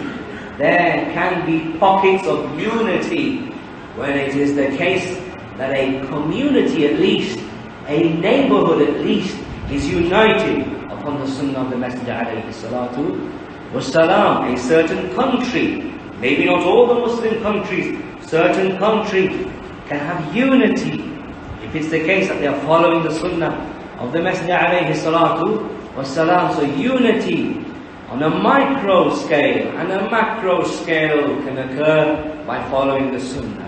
If your household, your home is united upon the Sunnah, that's unity. You can have unity in your neighborhood and your community if you're united upon taking the Messenger alayhi salatu wasalam as an Imam that is followed. Number three, لزوم فهم السلف الصالح للأدلة الشرعية وعدم الخروج عن ذلك. Third principle of unity is understanding the Quran and understanding the Sunnah as the Salaf Salih understood it. The ayah in the Quran, وَمَنْ لَمْ يَحْكُمْ بِمَا أَنزَلَ اللَّهُ فَأُولَٰئِكَ هُمُ الْكَافِرُونَ. Those who don't judge by what Allah has revealed, they are the disbelievers. What does this mean? How do we understand it? Do we do what Sayyid Qutb did and take a literal meaning of the ayah? Or do we go back to the Salaf? We go back to the Salaf and understand what does Allah mean in this ayah. The Sunnah of the Messenger alayhi salatu wasalam, how do we understand it? as a whole, as a community, as a group of people, as a jama'ah. How do we understand the text of the Sunnah? We go back to the Sahaba, we go back to the Tabi'een, we go back to the Atba' Tabi'een, and the Imams of guidance, and we see how did they understand. If we do that, unity will happen. Maybe not in our life, but maybe in the life of our children. Unity will happen if we go back to the understanding of the Salaf. Number 4, الحذر والتحذير من البدعة والمبتدعة. Warning against bid'ah, and warning against the innovators, the people of bid'ah. Warning against bid'ah, and you don't just stop there. You don't just warn against the Sufiya, but then you don't just warn against the Sufi beliefs, but then you stay quiet about Nazim Kabrusi, for example, Sufi from Turkey, right? You warn against the bid'ah, and you warn against the person of bid'ah himself. You don't just warn against the belief of khuruj al-hukam, making revolt against the leaders, but then you stay quiet about Muhammad al-Arifi, for example, or Yusuf al-Qardawi, or Adnan Arwaa. No, you warn against the bid'ah and you warn against the person as well. Think about it. Someone insults your mother and he spreads the insult against your beloved mother in the whole of Lahore, in the whole of Pakistan. What do? You come out and you say this person is lying. He's saying that my mom, she's a thief. This person, imagine the person, he says, your mother is a thief, right? A person comes and he says, this person, his mother's a thief, and he tells the whole of Islam, Lahore, Islamabad, Pakistan. So you come out and you say, no, my mother is not a thief. Look, these are the proofs, my mother is not a thief. But I'm not going to say anything bad about the person who's making the lie against my mother. You're not going to do that. It makes no sense. You warn against the evil, you warn against the caller of the evil as well. Otherwise, disunity will continue. Number 5, al-wasatiyyah bayn al-ghulu wal-jafa. Having the balanced middle path between extremism and neglect. The path of the Salaf, the path of unity, is a middle path. It's not extreme, and it's not neglect neither. We don't adopt the ideology of the neo-Khawarij, the modern day Khawarij, who go and kill non-Muslims, innocent non-Muslims that are not war combatants, those that commit the various different terrorist attacks, the extremism that they go into in killing non-combatant kuffar. We as-Sunnah, we don't follow that path. Those that commit, and what they do of killing the kuffar, that's an extension really. Throughout history, the main target is the Muslims. The Khawarij, the main target is the Muslims. What they do in this era, in the past, after the Afghani jihad, against the Russians in the olden days, after that, the attacks that they make against the non-Muslims, that's an extension of their actual animosity. That's the Muslims and the Muslim rulers. The point being, we don't follow the extreme of the Khawarij in killing non-combatant kuffar, and at the same time we don't go into the neglect of some of the Ikhwanis like Yusuf al-Qardawi and even Hassan al-Banna, who try to bring about unity of the religions. I am Muslim, you are Jewish, you are Christian, we're all one. We don't go into that extreme neither. The manhaj as-Salafi, the way of the Salaf, the way of unity is the middle path. Not going into extreme with the kuffar and not being neglectful. No, they're kuffar. They will be in the hellfire. إِنَّ الَّذِينَ كَفَرُوا مِنْ أَهْلِ الْكِتَابِ وَالْمُشْرِكِينَ فِي نَارِ جَهَنَّمْ خَالِدِينَ فِيهَا. Allah told us the Yahud, the Nasara, the Mushrikeen, they are in Jahannam and they'll be there forever. But we don't go into either of the extremes, rather we're upon the middle path. And you can only know the middle path by following the path of the Salaf. Number six, الثبات على الحق. Being firm upon the truth, not compromising the truth. Being firm upon that, and we'll give an example of that near the end. Number seven, الحرص على الاجتماع والائتلاف على الحق وبالحق. Being united upon the truth, via the truth. We are to be united upon the Quran and the Sunnah, and we get to those beliefs that we're upon via the Quran and the Sunnah and the Manhaj of the Salaf. Without this, the unity is just going to be a sathi unity, a superficial unity. Muslimun have to be united in their actual beliefs and the methodology that they adopt in arriving at those beliefs. In their aqidah and in the manhaj, the Muslimun, they have to be united. Then power and strength and the real unity that many of the commoners they desire will be achieved. The eighth of the 10 points is نبذ الفرقة والاختلاف. Getting rid of division and disunity. Allah Ta'ala is not pleased that we are disunited, and that there is disunity amongst us, and that there is disunity khasatan between Ahl Sunnah, those that are upon the Quran and Sunnah and the understanding of the Salaf. That is why we are encouraged in our religion to visit our neighbours,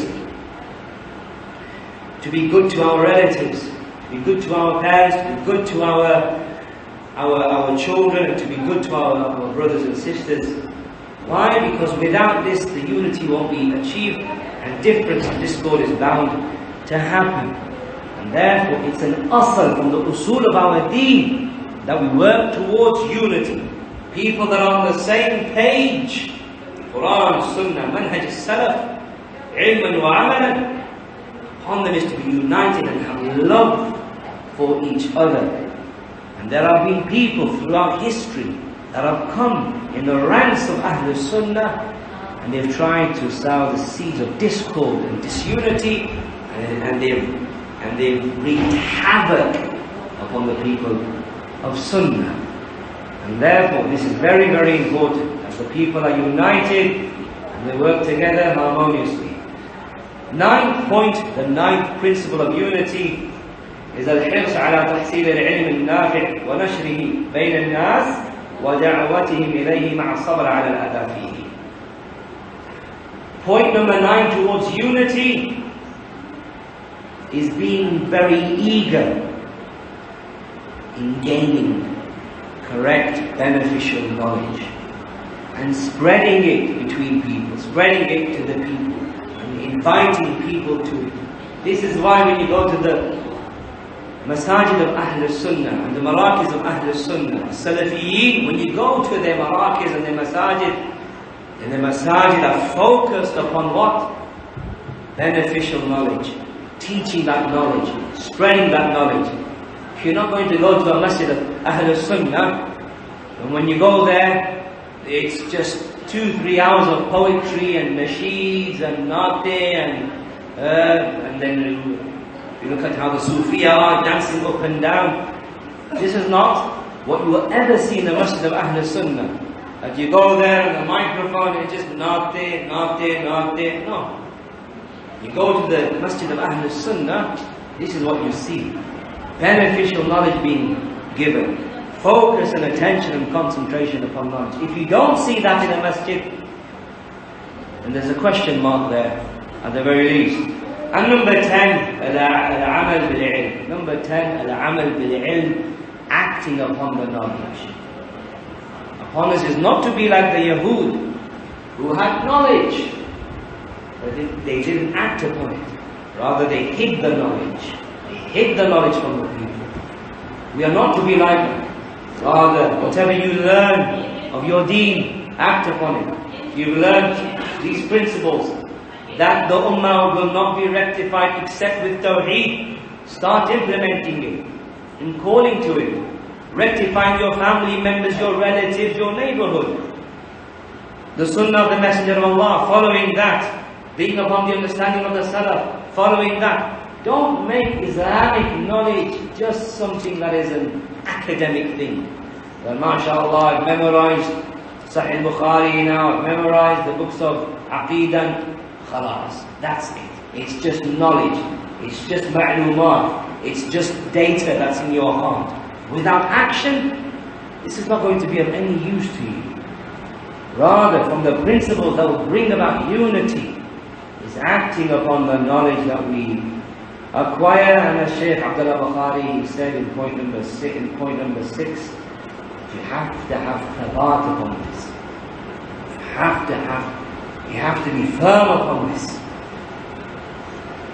If you become Salafi, meaning if you learn the beliefs and the methodology of the Salaf, and then you start to implement it, you watch how you are going to end up having enemies, perhaps straight away. When you embrace this, when you say, you know, brother, this is right, I want to follow this, I want to start learning. What did Imam Al-Awza'i, Imam Abu Hanifa, Imam Malik, Shafi'i, what did they actually believe? I don't really know, because so far my iman has been taqleedi. It's just been a taqleedi iman. I don't really know. I haven't been exposed to the beliefs of the early Salaf and their methodology. So I want to learn this. If you're going to learn it, then obviously you're going to have to act upon it. When you start doing that, you watch how people start going against you. People that you may have loved, people that might have been very close to you, how they will turn away from you, turn against you. That is going to require something from you. It's going to require sabr from you. It's going to require you to be firm, not shake. Maybe family members start going against you. When you start saying, no, I'm not going to have this Milad Nabi in my house. You say to them, this food that has come because of the khatam that happened at such and such a person's house, we can't have that food. You watch what happens to you, and how those that were so accommodating to you before, how they become so harsh with you. It requires patience. You'll be bullied. You may be bullied for being upon the madhab of the Salaf. You have to be firm. You can't shake. And the more that you learn, then the greater and the stronger your foundations will be, and the less that you will shake. And in conclusion, to finish, may Allah Ta'ala reward you for your patience. To finish, we'll mention an example of having sabr upon the Sunnah. You know Imam Ahmad rahimahullah ta'ala, how he had sabr upon the Sunnah. What did he say? Because he was punished by being whipped and imprisoned, beaten, humiliated. For what? What did Imam Ahmad say? Al-Quran, Kalamullah, غير مخلوق. Al-Quran, Kalamullah, غير مخلوق. 5 words. For these 5 words, this one sentence, Imam Ahmad was punished, imprisoned, tortured, humiliated. Life was easy for him? It was difficult. Just for this one sentence. If he was patient and firm. Shaykh al-Islam ibn Taymiyyah rahimahullah, because he was firm upon the Sunnah, because he wasn't willing to compromise, Allah Ta'ala is above the arsh. Do what you want with me, Allah is above the arsh. Allah Ta'ala, He says in His book that He made istiwa of the arsh. Everything that's in the Quran from the sifat of Allah, I will believe in it. I'm not going to give it allegorical meanings. For saying this, Ibn Taymiyyah is imprisoned. For saying this, Ibn Taymiyyah, he is expelled. For saying this, Ibn Taymiyyah, he is humiliated by the people. He said, إِنَّ جَنَّتِي وَبُسْتَانِي فِي صَدْرِي أَيْنَ رُحْتُ فَهِيَ مَعِي لَا تُخَالِطُنِي. Ibn Taymiyyah, he said, my Jannah, my bustan, my orchard, my garden, it's inside of my chest. Ibn Taymiyyah, he says this. Imagine it. You're put in prison, there, then there, you're expelled from your land.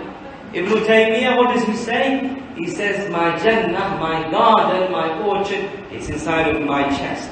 Wherever I go, it goes with me. It never leaves me. Inna qatli shahad.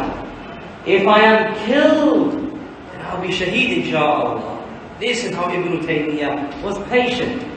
If they kick me out of my land, that's an excursion for me. If they put me in prison, that is khalwa, that's seclusion for me. I can focus on ibadah. This is how Ibn Taymiyyah was. Patient. Patient for what? Patient for making khuruj against the Prime Minister, against the President, against the General? No. Patient for saying statements. Which statements? Statements of aqidah concerning Allah Ta'ala. And being firm and patient on those statements. And among those examples that would encourage us in being firm upon the Sunnah in our houses, among our families, in our neighborhood, our community. Among the examples is the example of Shaykh Abdullah Bukhari. He mentions it in a muhadara. He mentioned it in the muhadara that he did. And he mentions it in this book over here. Na'am. There you go. Na'am.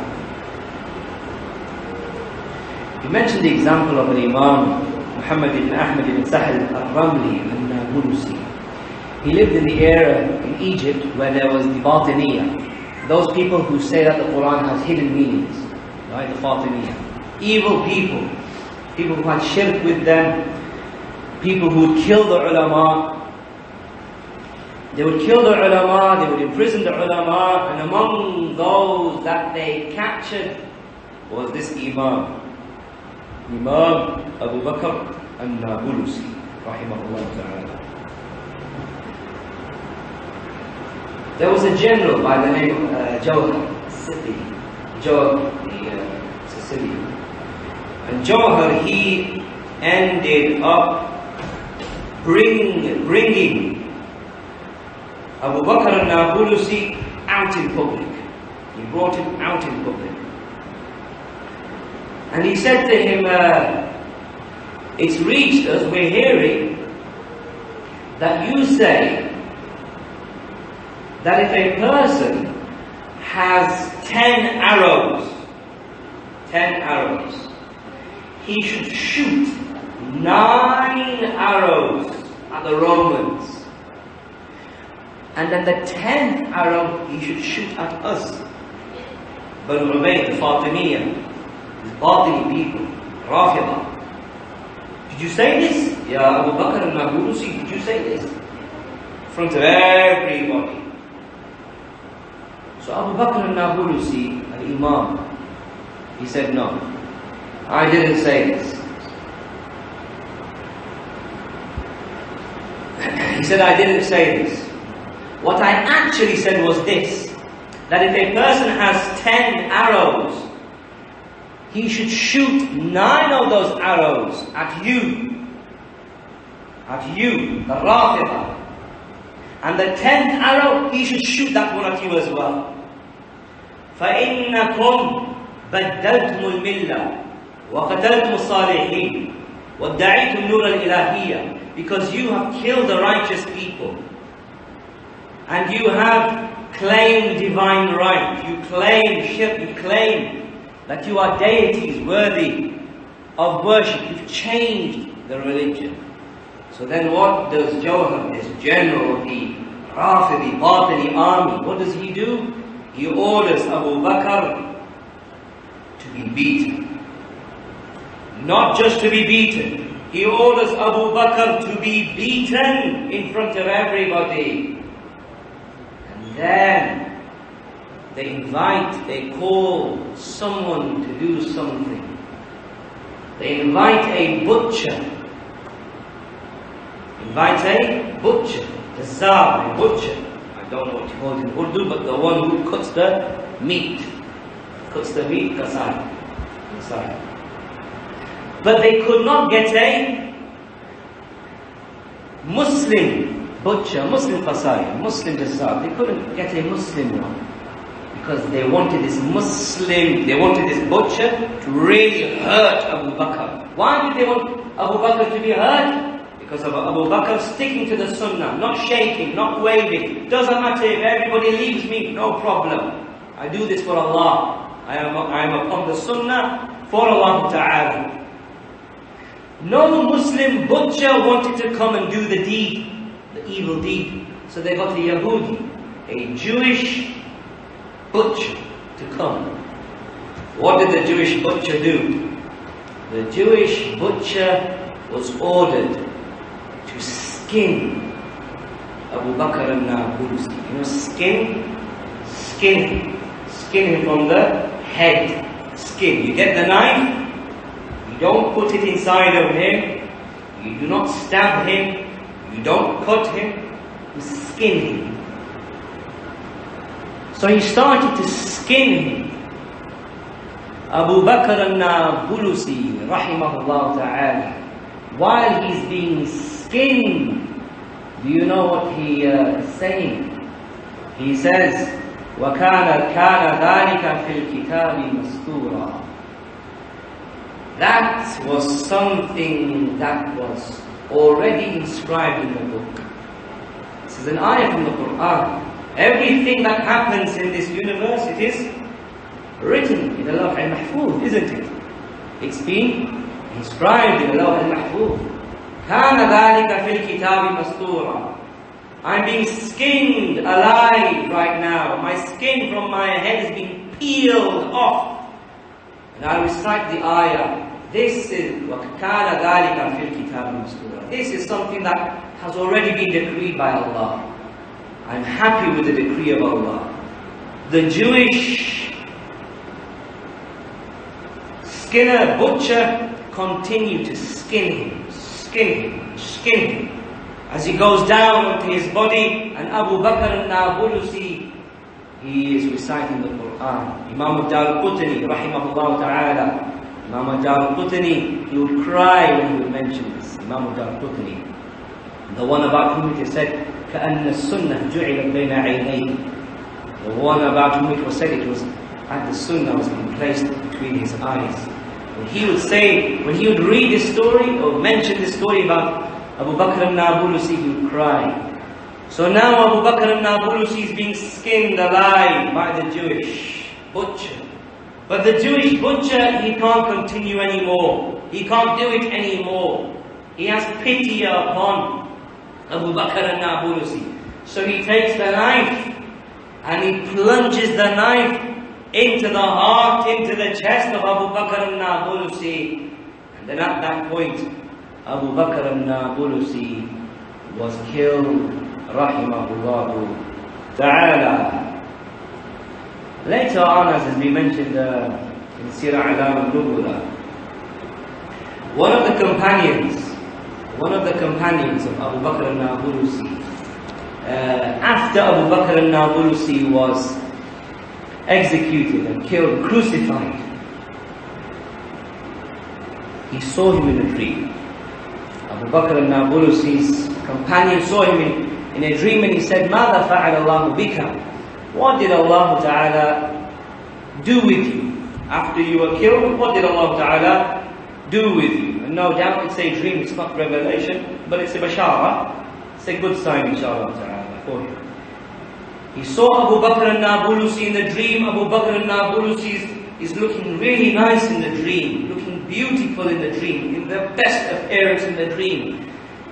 What did Allah Ta'ala do with you, Ya Abu Bakr?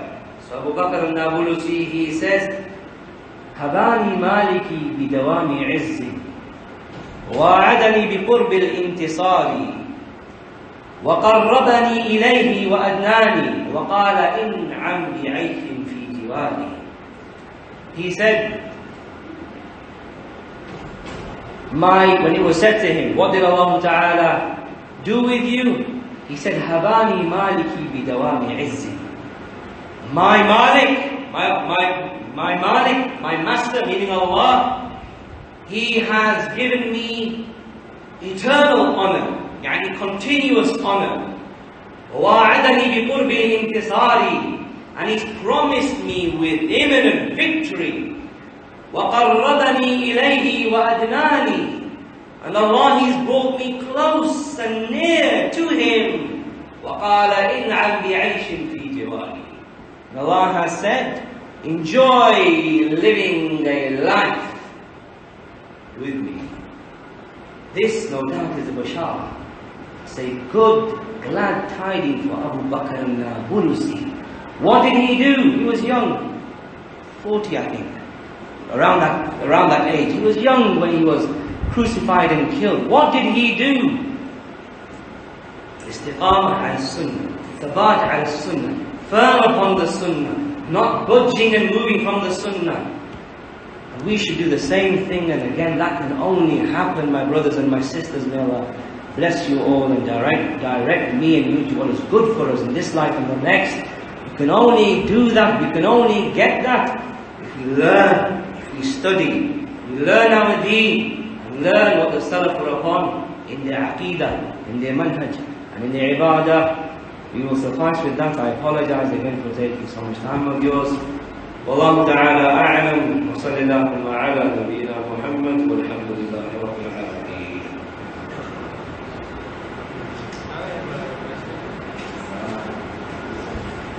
If there's anything that is concerning the topic, then no problem. Anything that is outside of the topic, then we can leave that for our Shaykh al-Qudus ta'ala later on in the evening. You mentioned about Yeah. Yeah. Is that the same person who fought against the Soviet Union? No, that's somebody else. So I think you're referring to Sheikh Jamil al-Rahman, no? Sheikh Jamil al-Rahman. Yeah, Sheikh Jamil al-Rahman, he was a person of Sunnah. That was recently. Jamaluddin Afghani, 100 years ago. So, yeah. Sheikh Jamil al-Rahman, no, he was a person of Sunnah. He established Sunnah in Kandahar, from what I believe. But as for Jamaluddin al-Afghani, then no, he wasn't actually Afghani, he was Irani, but he called himself Afghani in order to deceive the Jew people. And Shaykh Muqbil rahmahullah ta'ala, he refuted him severely. So unless there's anything else that needs clarifying or corrections, then inshallah ta'ala we'll leave it at that.